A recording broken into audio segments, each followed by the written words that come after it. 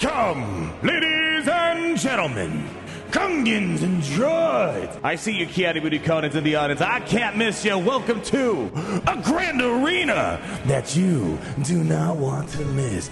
Everybody, you're going to need to hold on to your pants. Grab onto your seat tightly because we're going to take you through the craziest grand arena you've ever seen.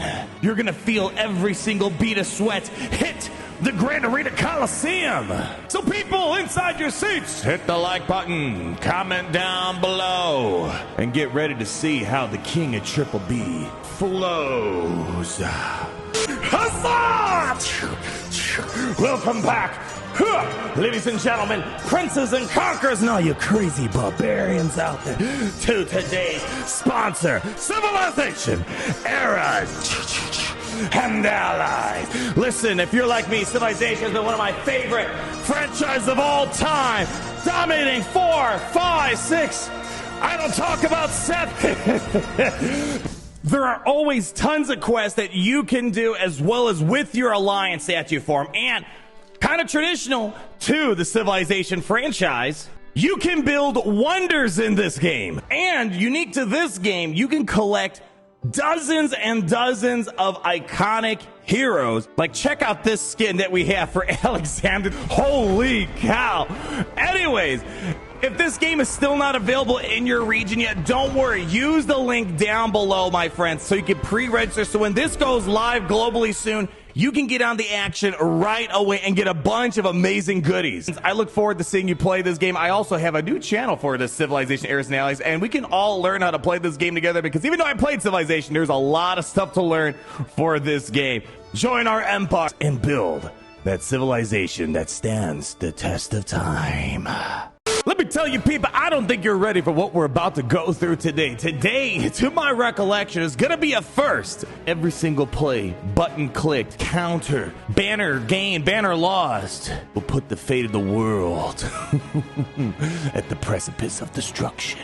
First, I just want to quickly apologize. I missed the Grand Arena stream the other day. Ever since my beautiful daughter was born, let's just say timing, even with 25.8 capabilities, still, things get out of whack with timing. Plus, you know, being a director of the video game division and other things that are going on, sometimes the live streams are kind of hard to get on time with. That doesn't mean we can't still have high stakes Grand Arena Triple B octane energy, and you're gonna see that exactly today in our matchup versus McVeigh.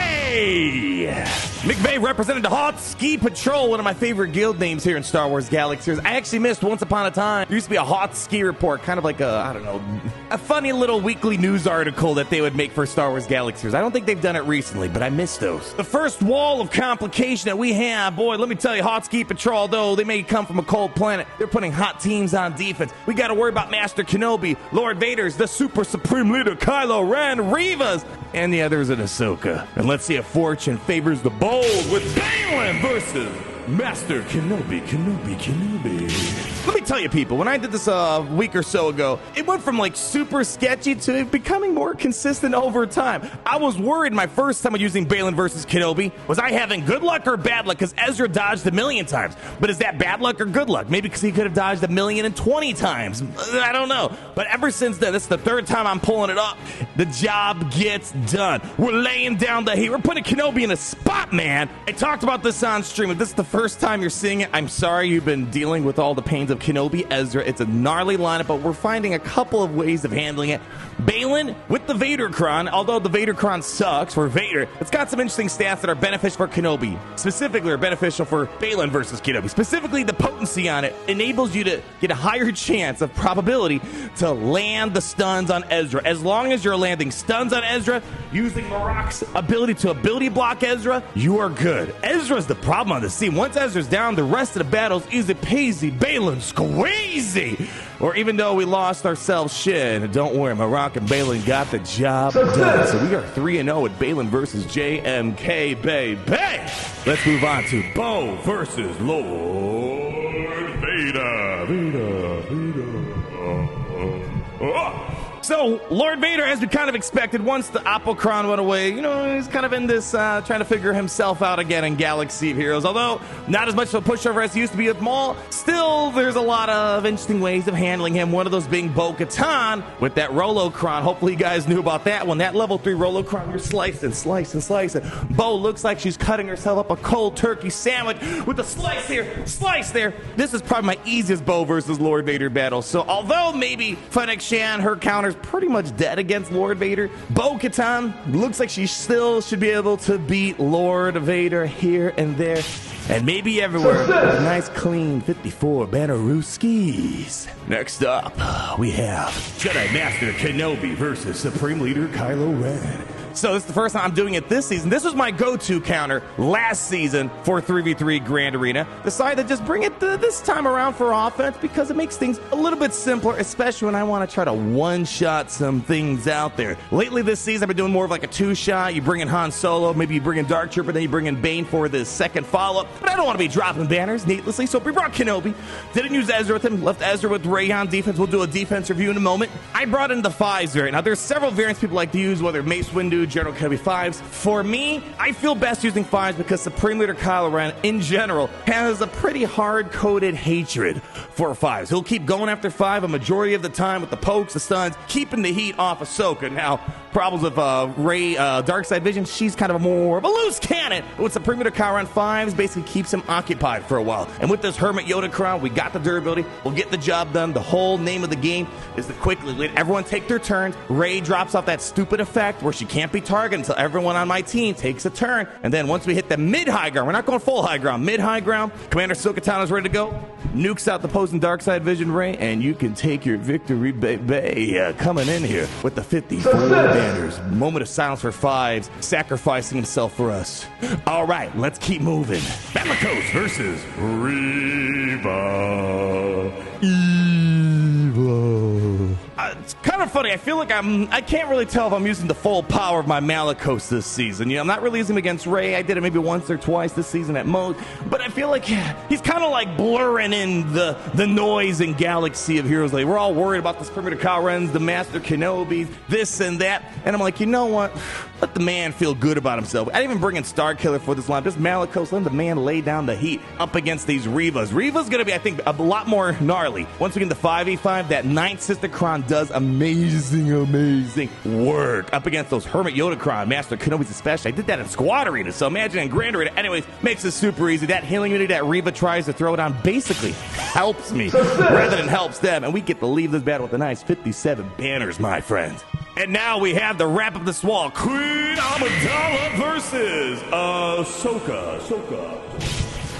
Yeah, I was going through the motions. I was like, there's like 5 million things I could use against Ahsoka and 5 million more things I wanted to try. But I'm like, you know what? Let's just do bread and butter stuff. I don't need to get too crazy on this. Bring in the Queen Amidala. Let's nuke him out in 10 seconds. Do I got to say anything more? Ahsoka's in such a weird limbo land without her Ezra. And that wraps up the front side. Let me tell you, people, so far we're looking good, baby. Are you looking good today? Let's take that energy now. Keep moving the momentum forward. With the back wall, we got ourselves a couple interesting things. We got ourselves a little bit of a Mace, Jabba the Hutt, Afra, Tarkin, and Keller and Beck. So why don't we just take care of business right here, right now? Traya versus Mace Windu. Oh, Mace Windu.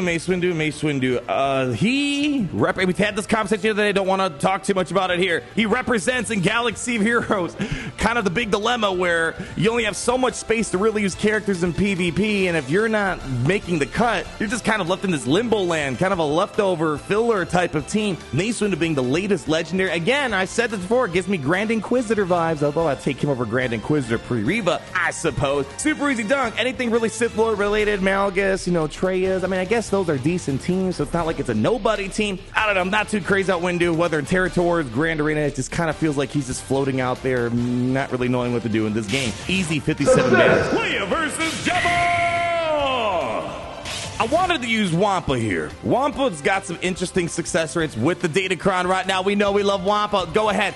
Wamp for me. whomp in the comment section, whomp on that like button. However, I warn people, especially if they're rocking a Vadercron or something of high potency, you do run into a potential concern where thermal detonators start piling up too much on your Wampa. This is why I had a comment when we were talking about the Wampacron that was suggested modding was give yourself an extra bit of tenacity. Yes, Wampa's got all this other tenacity, but if someone's coming up with these crazy high 150, maybe even 200% potencies, whatever it is, it could cause problems. Just because you have 100% tenacity doesn't mean all debuffs are gone. No, there's still a chance debuffs could land. So I stayed away from Wampa, brought in Leia. I had her. There wasn't really too much else I think Leia would be suited for, so easy money.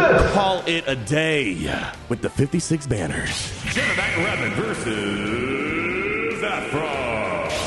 Afra, baby. Oh, boy. Talk about a snap back to reality moment here. Afra, without her Datacron that she had last season, well, kind of left in disappointment land again. Jedi Revan, easy money. Mark down Afra. Cal works up to the insta-kill. Chops him down. Super easy. She's one of those, it's like Starkiller's always got viability, no matter what Datacron season's going on. He always finds a way. Afra, she's kind of a make or break type of character with a Datacron set. Easy money, great use of splitting up our Jedi here. It's time, everybody, to clap it up because we got ourselves a Wampa situation versus Tarkin! Tarkin's got a big problem, and I love his rework. Great touch-up, great way of utilizing your leftover clones. I think Tarkin's a decent model for what CG should do for all their characters, especially new factions. Give them a great temporary home for things that people already have, like Grand Moff Tarkin. The big problem is they got to fix his AI on defense, whatever, his battle mechanics, because if there's a single enemy, he'll go ahead, he'll drop all the debuffs, but he'll never unleash ultimate firepower, and, well, it doesn't do anything. So they need to fix that, and then Tarkin could be a little bit more threatening on defense. Otherwise, he is super prone to solos. And lastly, we have Malgus versus Kelleran. Back. This battle scares me, and it's not because of Kelleran Beck. It's the combination of Jedi Temple Guards, Omicron, which locks in a character with captive super duper good. Honestly, probably my favorite part about the Jedi Vanguards. I like it more than Mace Windu's Omicrons, I swear. And of course, Jocasta knew. She ain't playing around. When she tells you to be quiet, you better believe it. You gotta be quiet. Otherwise, she's gonna be sending people to the Shadow Realm. Look, she one-tapped my Malik. Holy cow. Luckily, still able to scoot on through this counter. It seems to be fine in terms of success rate, but man, you can definitely lose a person or two here. And if you lose Malgus, things get a lot more complicated. I think I would recommend Talon over Bastila in this situation. But anyways, made it through barely, a little sketchy, and that wraps up the back wall. And now, why don't we go take a look at what's on the top side? So on the top side, we got ourselves Saw Gerrera's, Enoch's, Qui-Gon, Jinn's, Finn's, and Maul. So pretty leftover fillerish teams here. First battle, we're going with Bane versus Saw Gerrera. Definitely not nearly the same as before with the Saw Gerrera crowd. He basically just throw his bombs and call it a day. He's still okay. Quick, easy win for Bane, of course. But if you do want to make the most out of your Saw Gerrera Luthen, I would recommend use that Rolocron. But the problem is you only got one Rolocron. Where do you want to use it? Chances are it's best used for offense for things like Slice through a Lord Vader, even those Jedi Master Kenobi. So easy win for Bane. Next up, we got Starkiller versus Enoch. I love myself Enoch, one of my favorite teams, and boy, I wish one day there's a way we can appreciate more teams, because I wish I could use Enoch more in an offensive defensive capacity. But again, that is way too narrow. Luckily, we saved Starkiller, was able to do a nice little split. Starkiller gets super clean banners up against Enoch, coming in at 57 banners, no problem. Dark Trooper Moff Gideon versus Qui-Gon.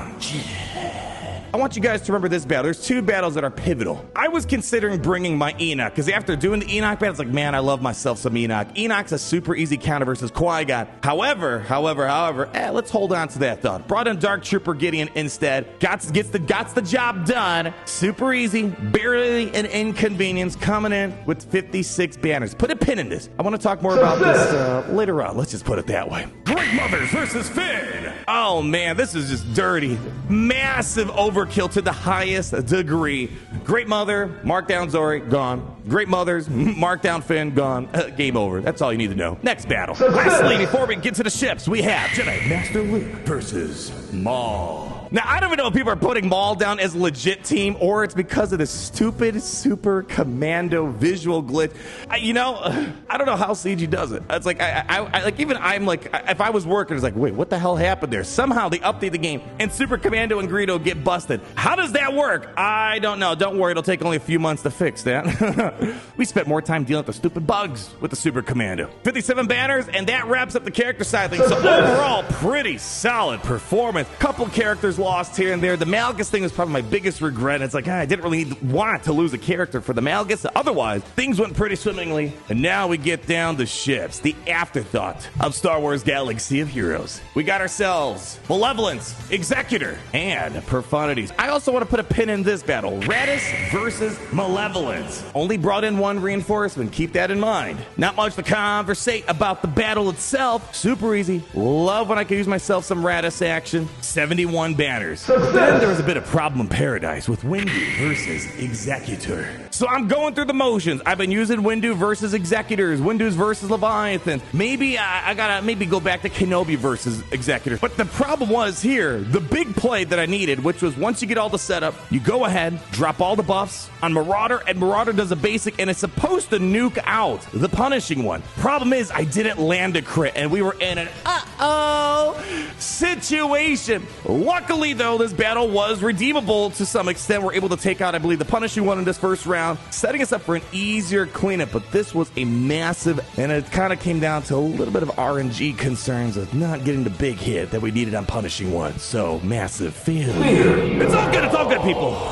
Next battle, we got Tarkin versus Profanity. And this truly was a profound battle. I love using this every single time I show this. People are like, wait, why are you using TIE Defender in the starting slot? My friends, sometimes you got to think outside the box. I've been doing this for many moons now. TIE Defender starting, the opposing fleet, they have a hard program to always go for a TIE Defender. And the good thing is TIE Defender dodges a lot. Yeah, you're not getting all the good benefits if it came out of the reinforcements. If you can dodge all that opening hit, keeps your fleet alive longer, keeps attention off of the Palpmobile. Bring in TIE Bomber, buff the TIE Bomber with the offense up, nuke him out with burning. It is super easy. GG's, baby. So people, if you haven't seen this counter, well, now you have. Even though we've been doing this for a little bit now since the TIE Defender came out, but still one of my favorite counters. And one of those things, like, even though it's designed to be reinforced, and sometimes you got to think outside the box. And all right, we got to get back to this Executor problem. Brought into Finalizer, and I had a feeling I should have done something beforehand. Well, with Finalizer, let's just say we went into a bad cleanup. Houndstooth taunted right away. Not a good start. Furthermore, Executor had the swarm attack. Also, not good. I was considering bringing in some sort of, bait team or whatever to kind of bait out anything because I lost track of the cooldown. Could have been helpful in this scenario, but okay, whatever. We got to deal with the cards we have dealt. The game plan is let's just try to take a little bit more out of them. So the good news is Finalizer was able to take out a few ships, but still we needed a cleanup, and I wouldn't say this is a super easy cleanup. So if you got Houndstooth standing strong, you got a lot of work. But the good news is we don't have to worry about the Xanadu Blood. We didn't have to worry about as well the punishing ones. So okay, at least progress made it happen. And lastly, Malevolence, we need you. You're my only hope. Malevolence came in luckily with most of the big parts of the Executor broken away, able to hit the ultimate, drop the stuns, take out the most protection of Houndstooth, nail him down in his coffin. And this is when things get pretty crazy. I believe this is the first time this has ever happened to me. I tied with my opponent 2019 versus 2019. Now listen, people, I've won by one banner. I may have lost a battle by one banner, but tying is a very rare occurrence. And in case you don't know, well, in order to win these tiebreakers, it goes to the person with the bigger GP. And I was like, oh boy. Did I well enough? Did we use those 3 wacky numbers from Grandma enough? Well, ladies and gentlemen, Gungans and Droids, the final result is a win for the Kyber Club! McVeigh had a GP of 14.591 million. 14.6. How about we say it a little bit simpler? And yours truly, the king of Chuppy gods, get the mobile gaming supreme rule, the multiversal video gaming realm, the director of video gaming division, all this 25.8 technology stuff I talk about. 14.86 9. That's a nice number. The logic behind this, tiebreaker shenanigans, a CG in a situation of a tiebreaker, they're always going to reward the person with a bigger roster. They don't want to create any sort of incentives or disincentives to not have a bigger roster. Let's do a quick defensive review here, but before we do that, I want to give a shout out to that Gideon battle as well as that Radis battle, because one little extra banner could have cost this Grand Arena completely. However, the biggest problem with Enoch, he's not really friendly on the banners. He can win that Qui-Gon battle easily, but you're going to probably lose 2-3 banners. So McVeigh did all right on the characters, but we did better, of course. Only thing he dropped on was the 2-shot on Supreme Leader Kyle Ren. Again, my guesstimation is he did the Dark Trooper Han Solo trick, whatever, into a Bane. That probably cost them right there, and that's why I didn't want to do that today. He had the 2-shot Executor, I had the 3-shot it. And can I just say this, Leviathan I know is supposed to be the biggest and deadliest ship in the game. I find Executor, overall, for what I care about, Grand Arena, I see Executor get me way, way more holds consistently. I think pretty much every Grand Arena this season, maybe -1, I've been getting holds with Executor. I don't get as many holds with Leviathan. And on that note, that's going to wrap it up for today. Thank you so much for stopping by the Grand Arena Coliseum. Hopefully, you still enjoyed the high-stakes Grand Arena action, although it might not be as sensational as a live stream setting. I still enjoy doing these, whether I'm streaming or not, because I get to hang out with all you amazing people out there. Leave that like, comment down below, subscribe so you're not missing a thing like this. And always remember, until we meet again, you guys know it, say it with me. It's great to be in the Empire today.